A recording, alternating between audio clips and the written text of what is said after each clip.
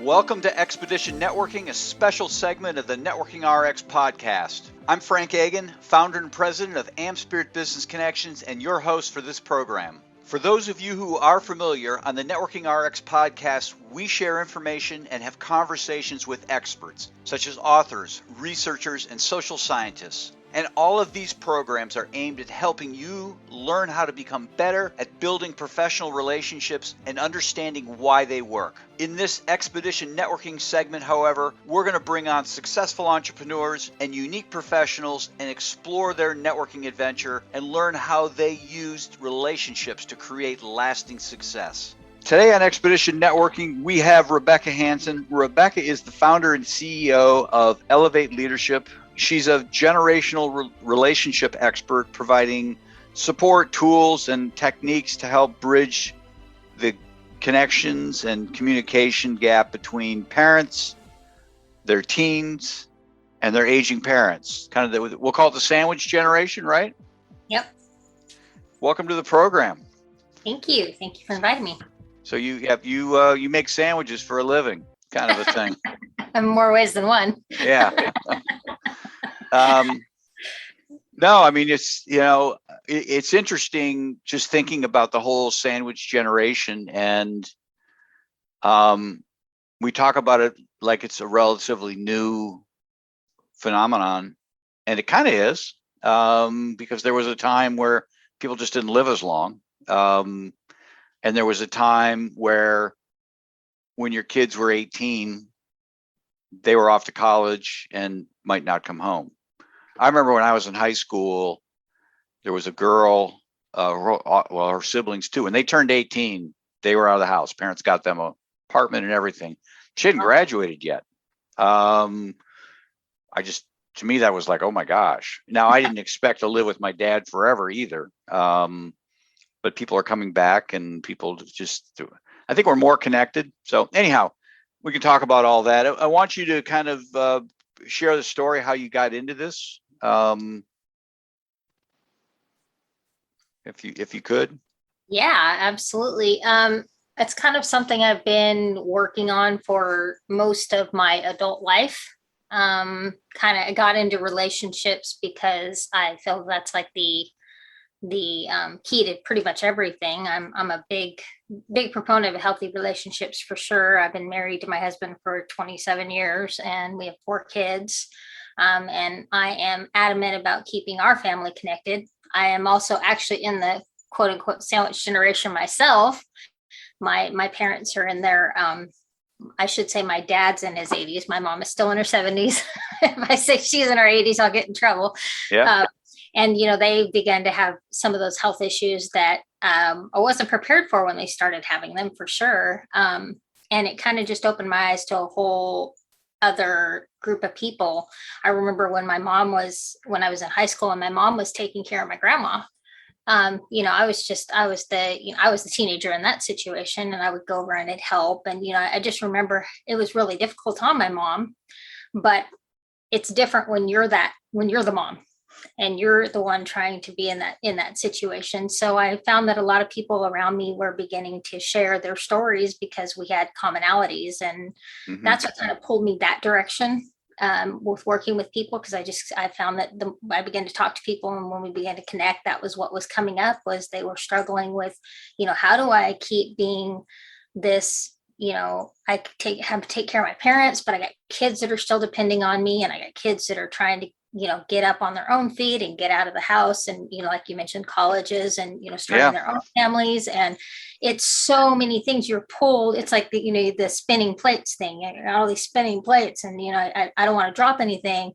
And the thing that tends to drop is your own self-care, your own sanity, your own peace of mind, because you're so busy. You got a phone call and, dad needs help because, they had to rush him to the hospital because, this, that, or the other, your kid's school's calling you because your kid has a meltdown at school. You got, your husband, you're trying to balance that relationship. You're trying to, in my case, like got a business going, and it's like you're trying to do all these things and you get lost. Yeah. And so I just kept hearing this same, place that people were in, and it pulled at my heart. And and I began to work with people in that area. So that's kind of how I started working that direction. So yeah. Well, I guess, what are some unique things you're seeing out there, that unique challenges that people,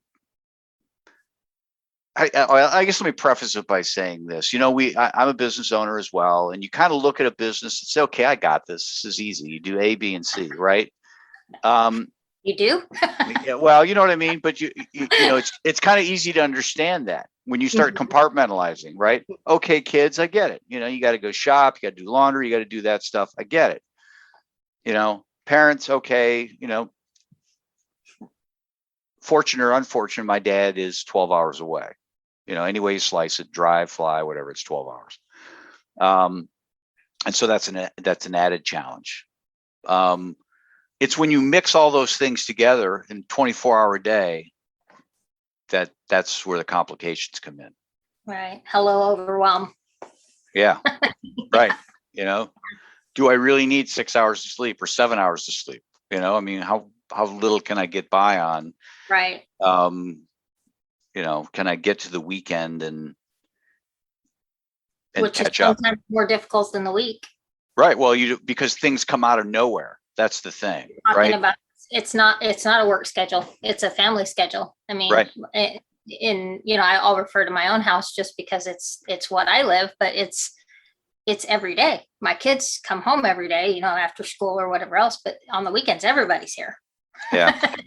And so there's all those issues too. But yeah, one of the things I'm really seeing is there's a lot of overwhelm, because it's like, and then when you ask advice, people say, oh, well, take out the stress. And you kind of go, well, duh.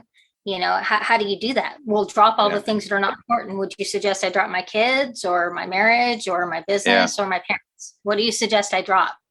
And so it's like, you're telling people, it's like these platitudes that you throw at people like at a funeral, it's the same thing. They're asking, hey, what do I do? How do I navigate this? And you want to pat them on the head and say, just make it, let go of all the things that don't matter. Well, I know that. They know that, but how do you balance it? How do you find that? Yeah, no, I totally get that. I mean, it's, my wife and I'll have this conversation. It's like, what? It's not like I go away on the weekends to golf or go fishing or something like that. It's not like there's something horribly selfish that I'm doing. That's, my me time. And she works just as hard as I do, probably harder. So I'm not being critical of her, but it's like, that's where all the stress is coming. It's like, oh my gosh, what are we doing? How do we manage this?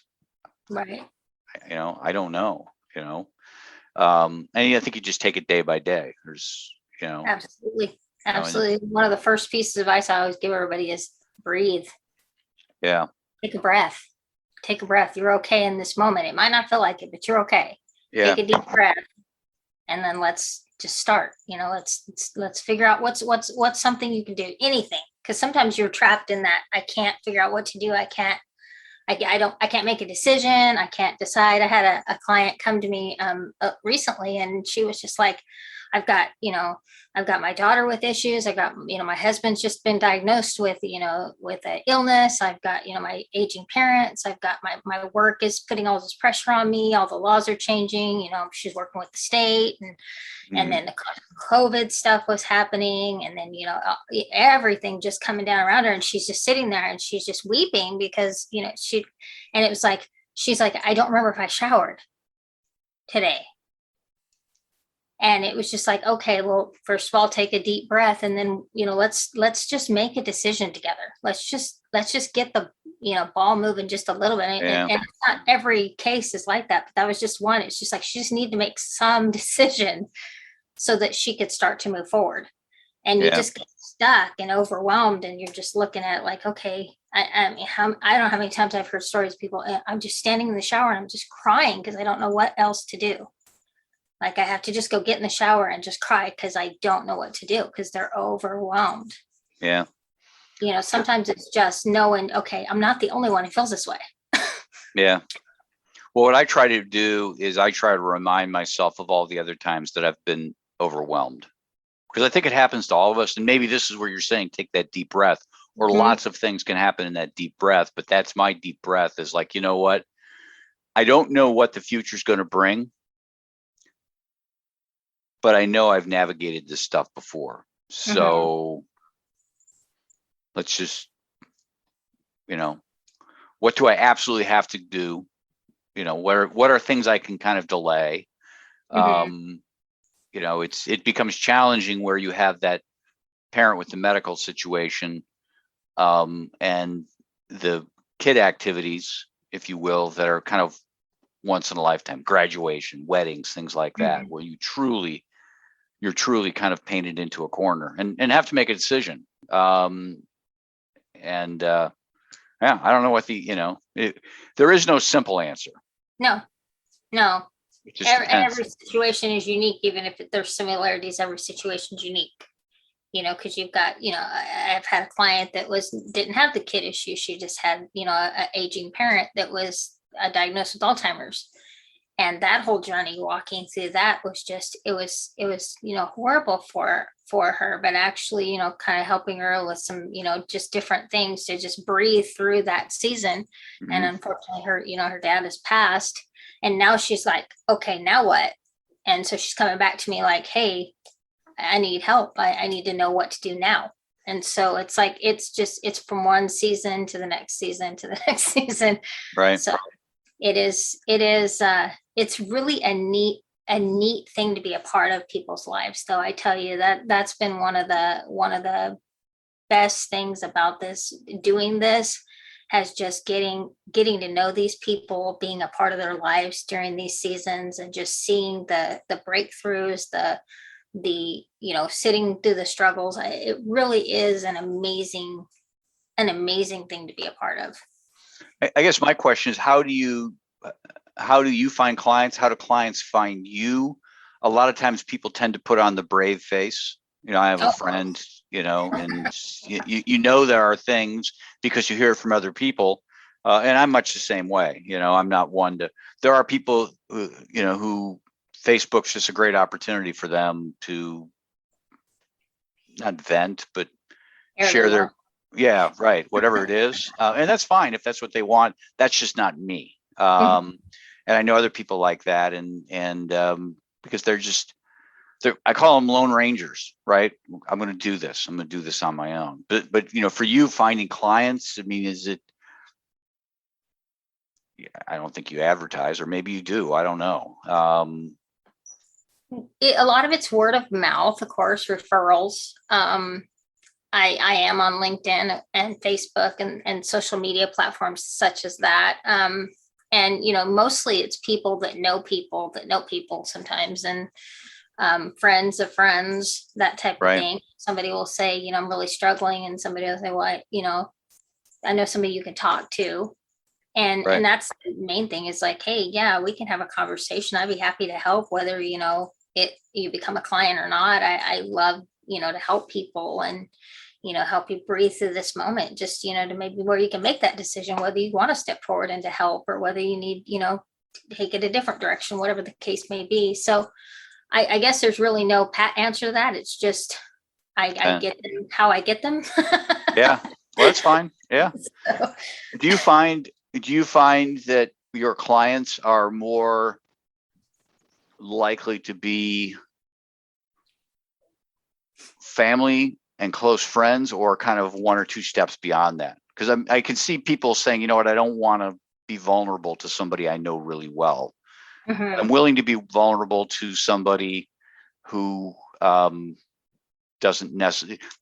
I'm Catholic. You go into the confession, you don't even see the priest, right? I mean, it's just, they do that for a reason, just so you kind of feel less vulnerable. Yeah, or guilty, depending upon the situation. And I wonder if that's kind of, you find that similarly with you, is that there are just some people are just probably not comfortable dealing with you. When I was practicing law, I didn't have a lot of friends and family being clients. Right. For that reason. We have a face, our Facebook face that we show to the world, even to a lot of times the people closest to us, that's what we show. How are you doing? Fine. Yeah. How's it going? Fine. And then Yeah. you give a highlight reel. This is what's happening. My son is doing this. My daughter's doing this. My husband's doing this. My, da da da da da. You give them the highlight reel. You don't, and a lot of times, like my personality is, I don't want to tell you what's going on because I don't want to sound whiny. Yeah. And that is sometimes people will say, well, I don't want to sound like I'm desperate or I'm whiny and that type of thing. So yeah, it plays into it with people that I know, but I find that it's a relationship business. So the first and foremost, more important than having a client is building the relationship. Mm-hmm. You have to have a relationship with people before they're going to trust you. Yeah. And that's the most important part of the whole process to me is, hey, let's build a relationship, a friendship, a connection. Mm-hmm. How can I help you connect if we're not connecting? How can I help you, be that sounding board, that support, or anything else if we're not there, if we're not connecting. And so there are people that are friends of mine that have used me, and I've also gotten clients just kind of, I say it randomly because I had somebody call me that was wanting to connect with me, a fellow coach. They just wanted to connect with me, and we could kind of refer each other as needed or whatever. And she ended up coming to me for help because as soon as we started talking, the conversation shifted and it turned personal. And she said, that wasn't my intention on this call. Like I just started talking to you. I felt like we connected. And then suddenly here she was telling me what was going on. And, it was a conversation, and there is safety in the Zoom. It was a Zoom meeting. I think there's a little safety there with people. It gives a little bit of distance. Maybe that's our confessional. Yep. Right. And there are people all over the country and, actually out of the country that I've dealt with. And so it's, I think there's a little bit of safety on the computer screen. Mm-hmm. Makes you feel a little bit less like they're kind of in the beginning in your vulnerable place. Well, I can see that happening a lot. I mean, the analogy I would use is chiropractic. You can't adjust yourself. Yeah. Right. So chiropractors need other chiropractors. Mm-hmm. And I've talked to my chiropractor about it. And he says, oh yeah, I get adjusted. I have somebody I go to, and they probably come to him. And it's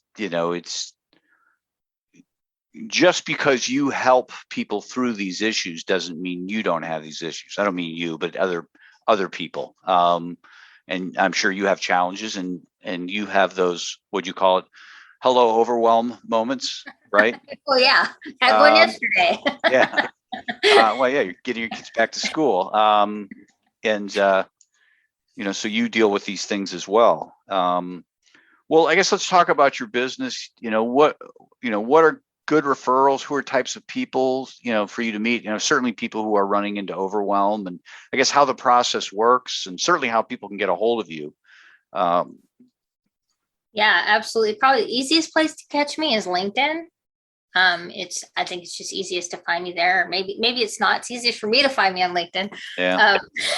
Well, I'll put your LinkedIn profile link in the show notes so people can go through that. Okay. Yeah, I'm also on Facebook, and I have other social media platforms. But that's probably the easiest. I'd say LinkedIn is probably the easiest to find me. And what was the other part of the question? I guess who you're looking for, how people can help you, what should they be looking for? What might somebody be saying? Or I'm actually loving just having conversations right now. So anybody who's open to a conversation that, if there's some way I can serve them or help them in some way, I just, just be open to people who are open to a conversation. If it doesn't go anywhere, that's fine. But I love the idea of being available, in this field. And so just anybody who's looking for someone who can support them through a difficult season. My like I said earlier, that focus is that generation of people, but it's not the only focus I have. It's just it's one of the bigger ones that is going right now. But as I mentioned before, I have a client who's, lost both parents and does not have kids. And she is working in her next season with me to kind of figure out what to do next. Right. And so if you're just at a pause or a halt or just a point where you're just needing just maybe some support to move forward, and so it doesn't, I'm not sure quite how to narrow it down to answer That's that fine. exactly, but that's what I would say. Anybody and if you know anybody that's in that situation or wants to have a conversation, then absolutely, I'm open to referrals and conversations. Sure. So here's a quick question. Do you find that it's people with young kids or teen kids? And I guess the way I see it is if you have young kids, you can always get a sitter, right?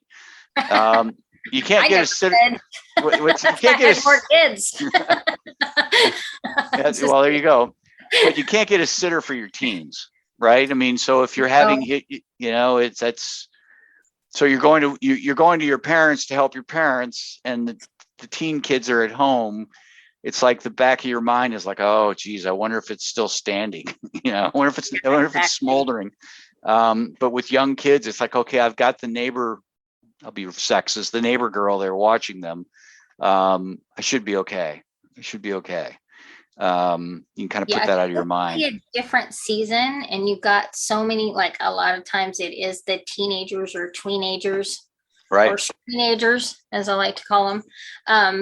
That you're dealing with, and you've got so many other factors that play into it. Like I was talking to my mom the other day about some of the issues, and she's like, we didn't have to deal with that. Didn't have to deal with the Facebook, stuff and the cell phones and the cell phones and the just every single app has a chat feature to it. I was like talking to somebody today, the Bible app has a chat feature.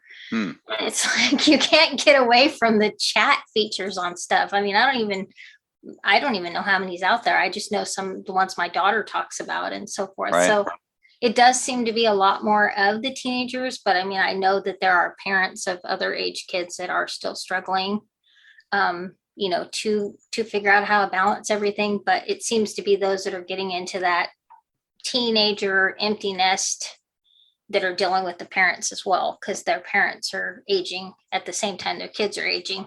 So, it seems to be mostly that, probably 35 to 55-ish range.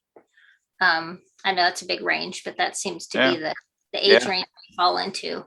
Yeah, no, it's I run into people all ages having kids. I know somebody who's 38 has grandkids. I mean, it's okay. So you're right. It's not. I mean, I'm sure there's a range there, a general range, but at any rate, listeners, we've had on here Rebekah Hansen. She's the founder and CEO of Elevate, and she's a generational relationship expert, and she helps clients tools and techniques support bridging the communication and connection gap between parents and their teens and parents and their parents. And they probably don't have to worry about teens dealing with the grandparents because they just seem to get along. It's like this great conspiracy against the parents. But I appreciate you having on the program. I will get your LinkedIn profile in the show notes.